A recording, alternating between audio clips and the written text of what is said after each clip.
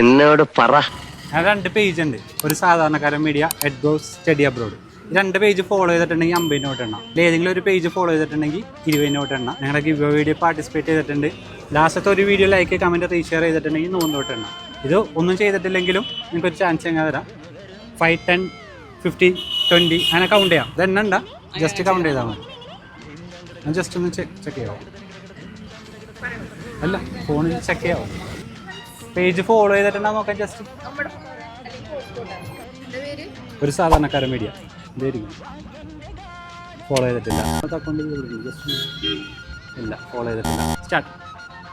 5, 10, 15, 205, 210, 215, 220. 220. Okay, 220 thank you.